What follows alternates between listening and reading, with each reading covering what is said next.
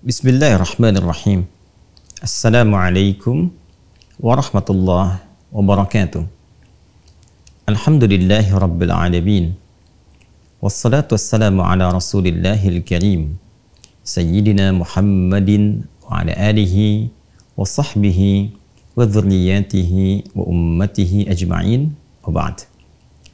Saudara-saudariku dimanapun Anda berada, semoga Allah senantiasa merahmati dan meridhai seluruh aktivitas kita sehingga senantiasa bernilai maslahat baik untuk kehidupan berkeluarga ataupun dalam konteks sosial yang lebih luas, bermasyarakat, berbangsa, bernegara.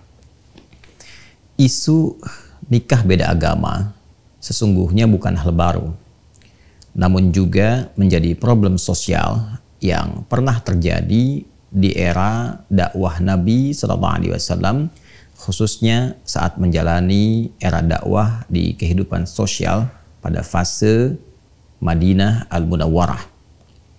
Dan sejatinya Islam yang memang semangatnya menghadirkan pedoman yang sempurna bagi umat manusia seutuhnya dalam menjalani kehidupan yang bermaslahat, elegan, tampil terhormat dalam seluruh lini kehidupan, tentu menghadirkan solusi yang dengan solusi itu memberikan pencerahan, bukan hanya aturan-aturan teknis formal fikih semata, tapi juga menjelaskan hikmah-hikmah yang dapat menghadirkan kenyamanan dalam berumah tangga.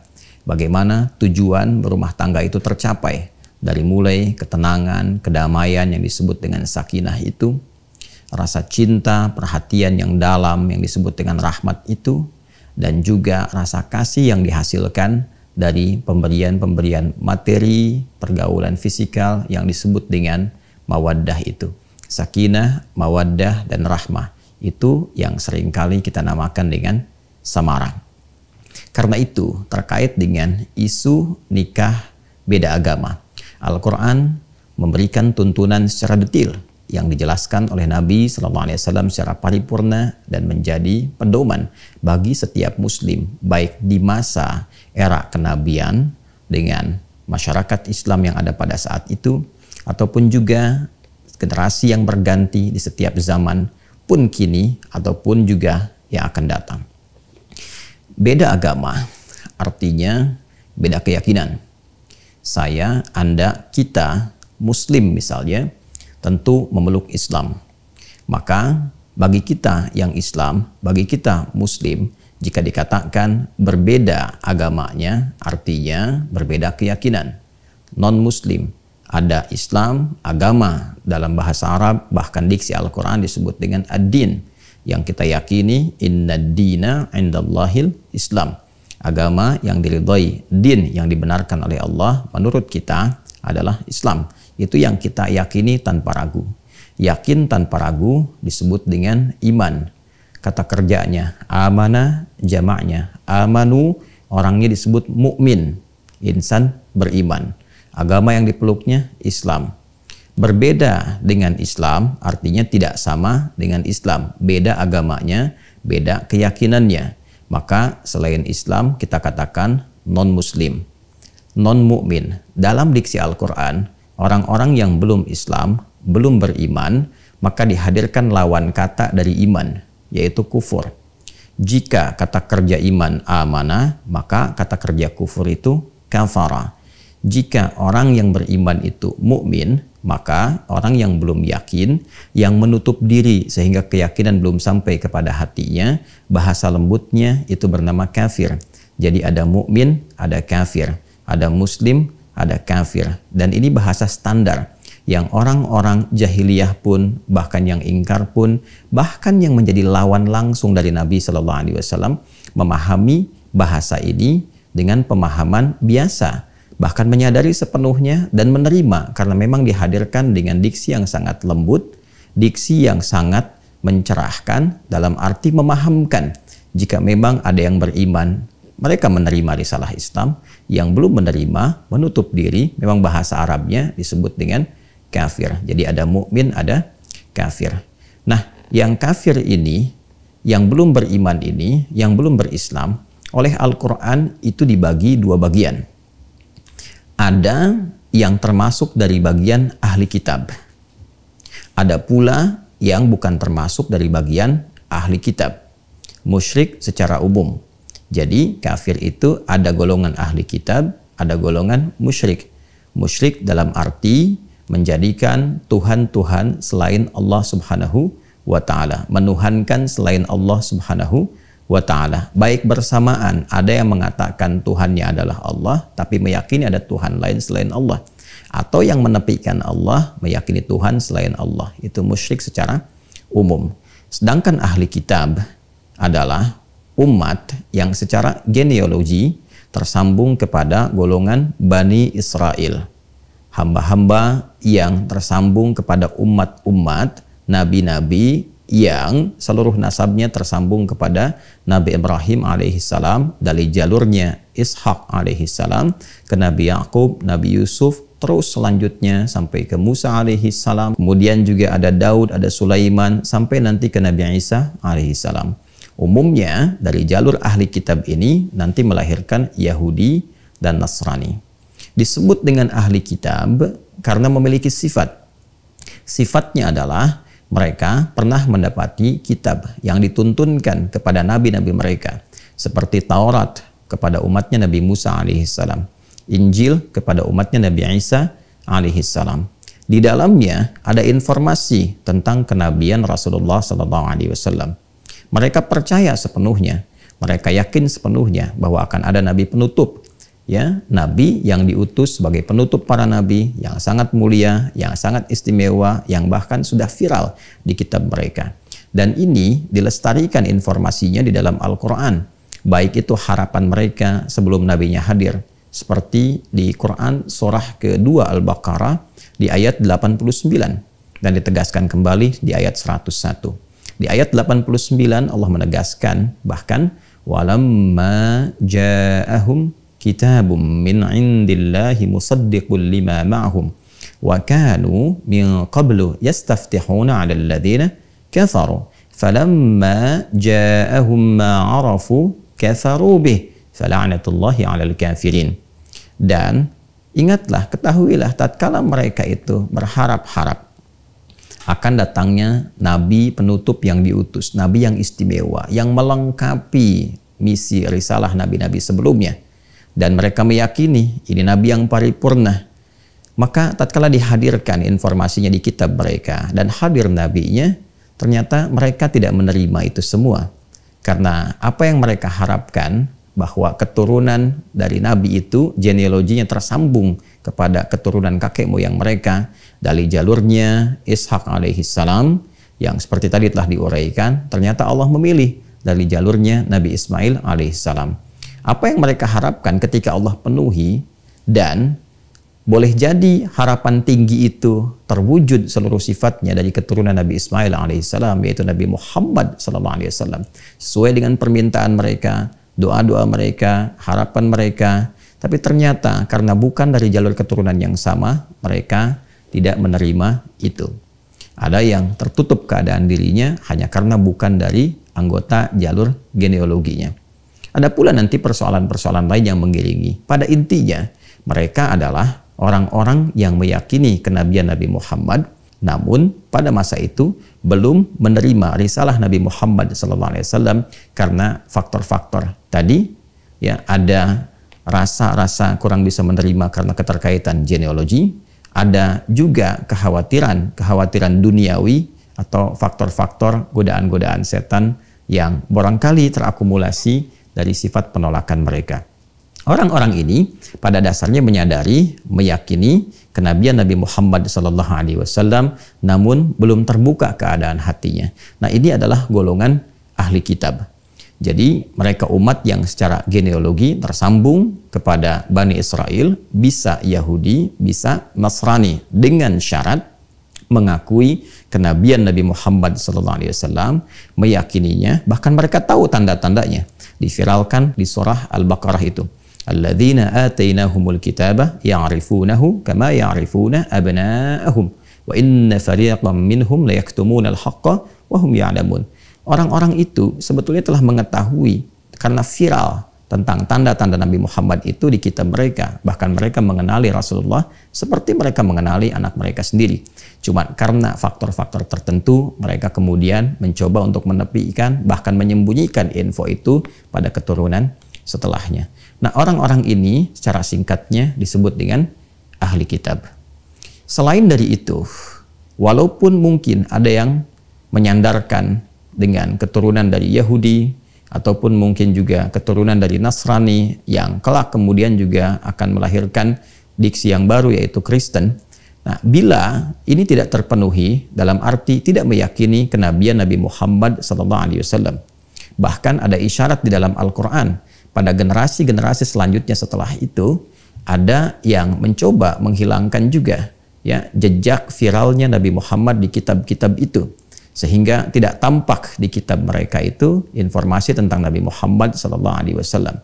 Tidak terdapat di kitab-kitab selanjutnya berita tentang Nabi Muhammad SAW. Sehingga dengan itu konsekuensinya generasi yang selanjutnya tidak mengenal Nabi Muhammad, tidak meyakini kenabian Nabi Muhammad SAW. Bahkan saat yang bersamaan banyak menyoal risalah, bukan hanya meragukan tapi juga menolaknya. Maka golongan ini sekalipun menyebut dirinya dengan Yahudi ataupun bahkan menisbatkan dengan Nasrani atau bahkan Kristen, tidak masuk pada golongan yang pertama disebut dengan ahli kitab.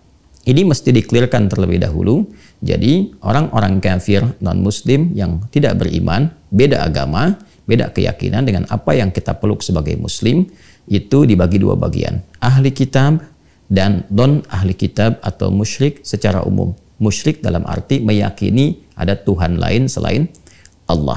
Ini yang dimaksudkan di pembuka surah Al-Bayyinah, surah ke-98 di ayat yang pertama itu. Lam yakunil ladzina kafaru min ahlil kitabi wal musyrikina munfakkina hatta ta'tiyahumul bayyinah.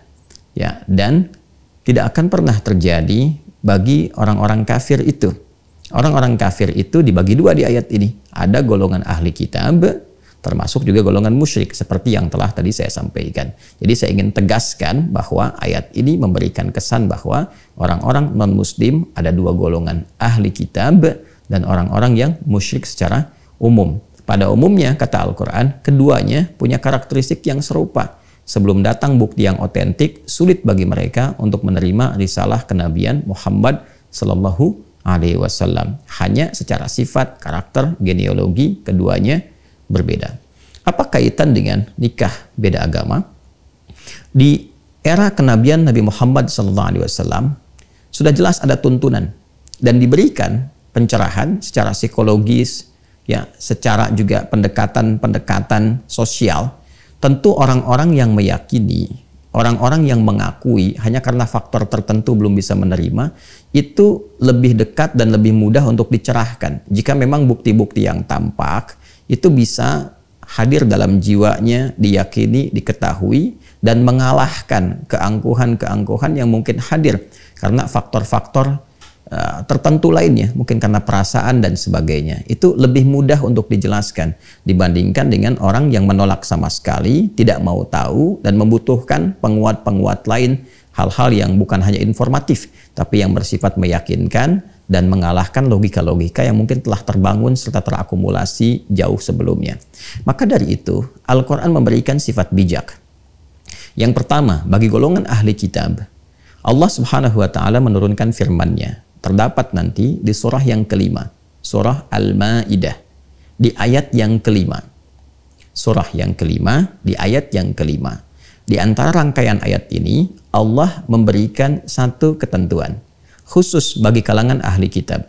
Wal muhsanatu minal ladzina utul kitaba min qablikum.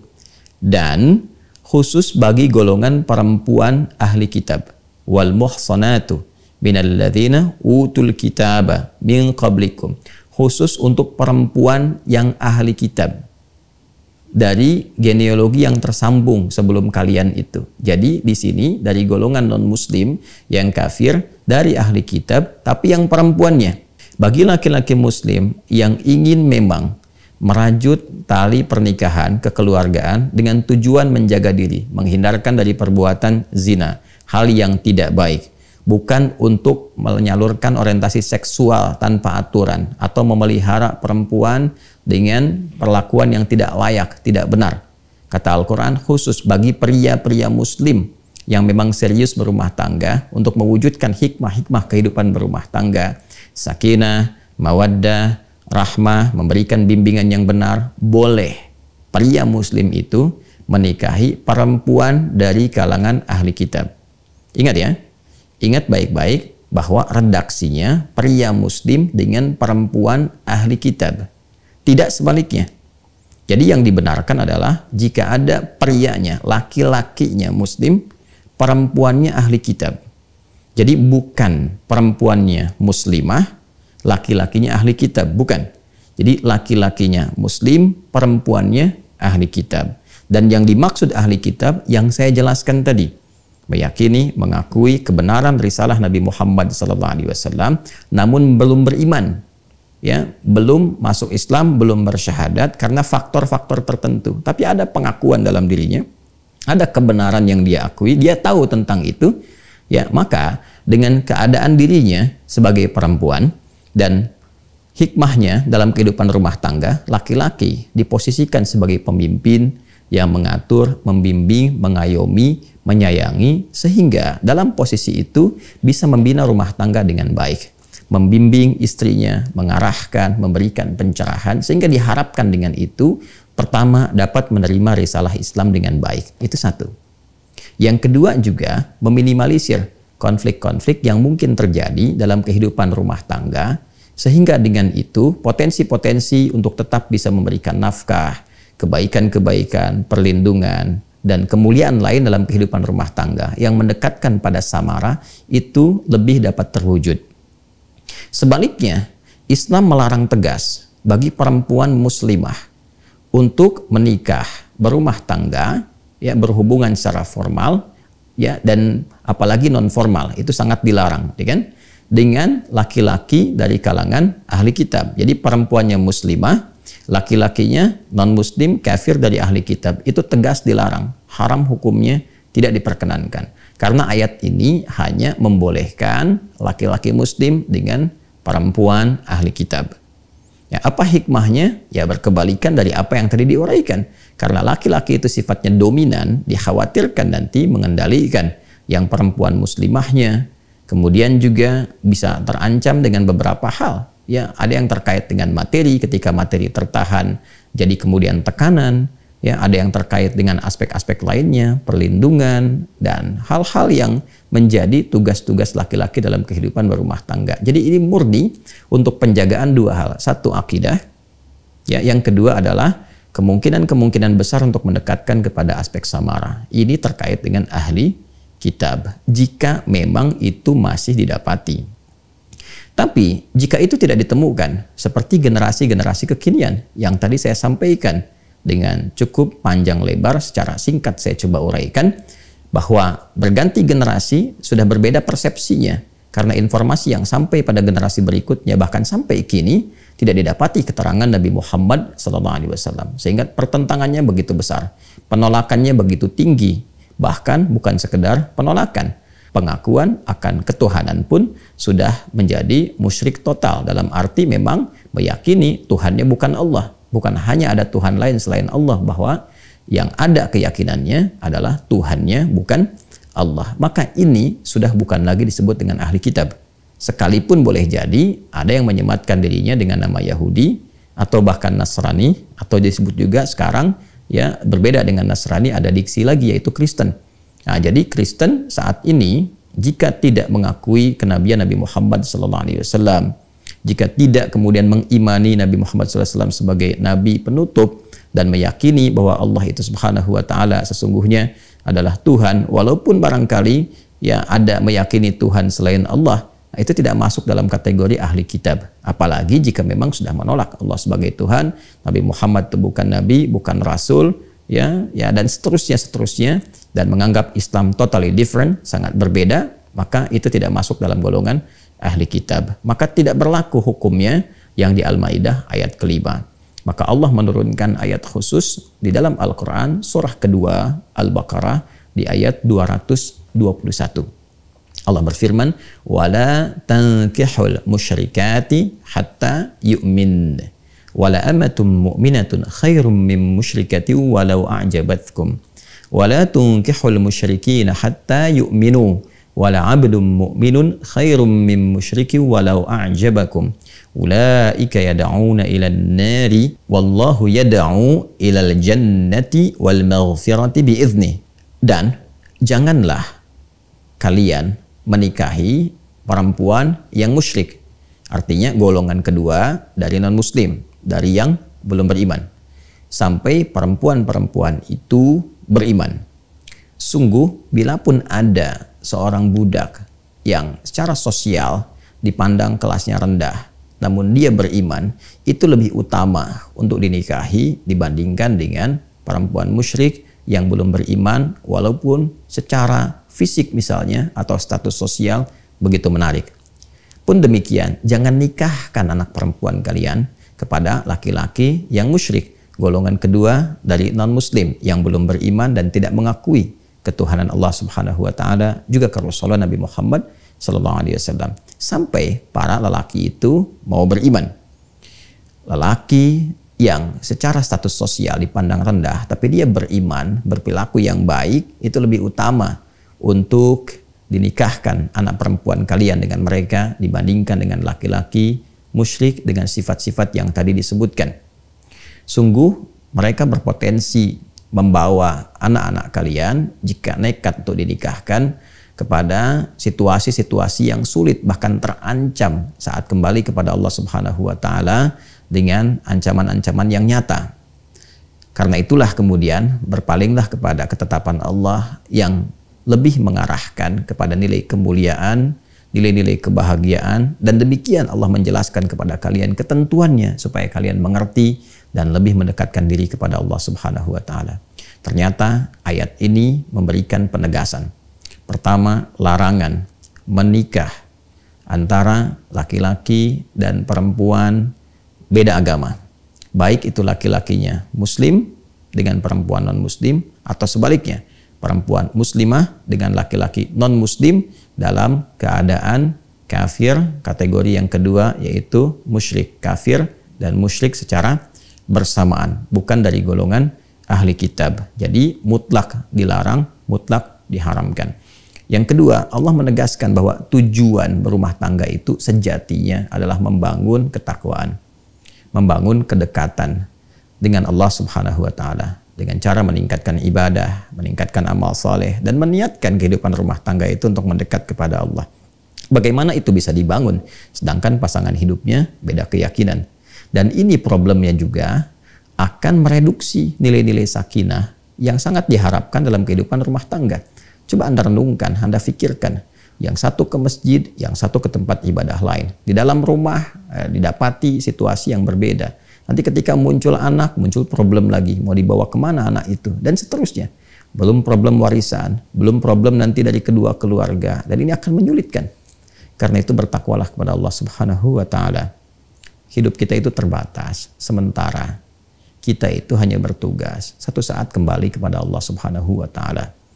Jangan kemudian hukum-hukum yang nyata yang memang sudah disiapkan untuk memberikan kedamaian, ketentraman, diutaati kembali dan menampilkan semangat-semangat baru dengan kata-kata diksi yang baru seakan-akan benar, dengan frame toleransi, dengan frame misalnya kearifan sosial dan sebagainya. Sungguh semua itu tidak akan bisa menghadirkan ketenangan-ketenangan, samara yang memang desain mendapatkan itu telah ditetapkan sesuai dengan ketentuan yang menciptakan kita semua.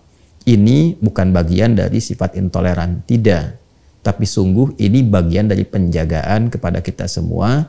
Justru ini bagian dari sifat toleransi tertinggi. Toleransi itu mengharapkan semua orang mendapatkan kebaikan, kebahagiaan, kenyamanan.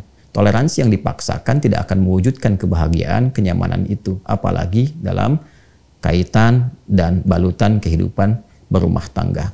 Inilah perwujudan yang benar, perwujudan yang nyata dengan keyakinan kita sebagai muslim. Nasihat ini, pernyataan ini ditujukan bagi umat Islam.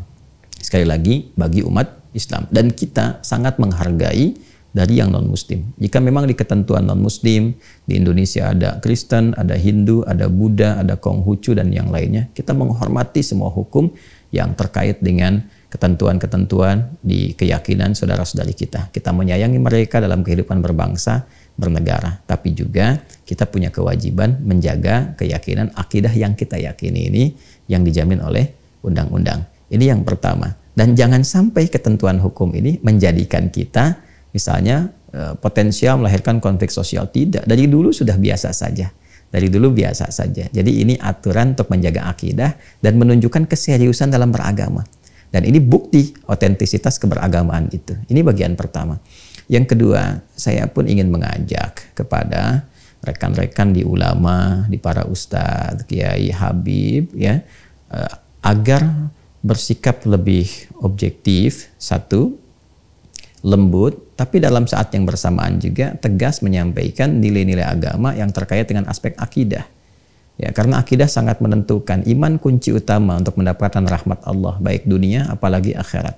Karena itu tolong jangan bermain-main dengan hukum, ya, kembali kepada ketentuan yang benar, dan kita berharap juga kita bisa menyempurnakan kajian-kajian, khususnya tafsir-tafsir yang pakemnya memang di Islam sudah jelas dan sudah terjaga.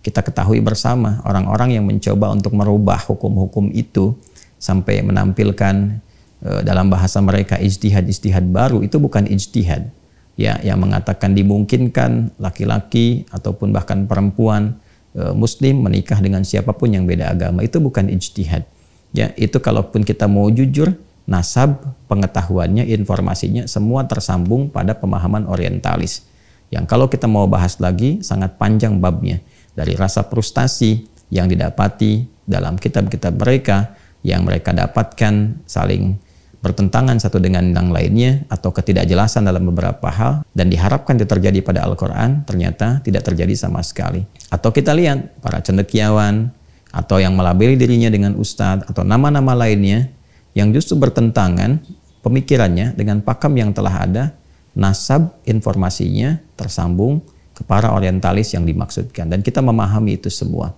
Bagaimana Anda bisa belajar pada orang yang tidak meyakini Al-Quran?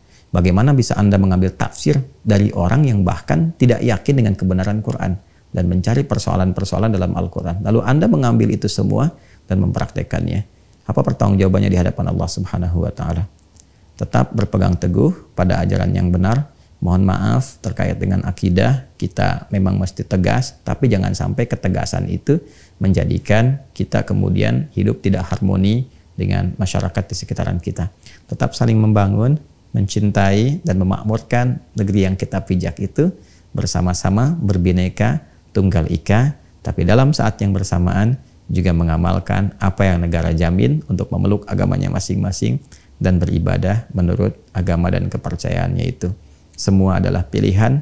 Anda dapat memilih seperti apa yang Anda inginkan, tapi juga kita tidak bisa menolak realita untuk bisa meninggalkan dunia ini dan kembali mempertanggungjawabkan apa yang kita perbuat di hadapan Allah Subhanahu wa Ta'ala.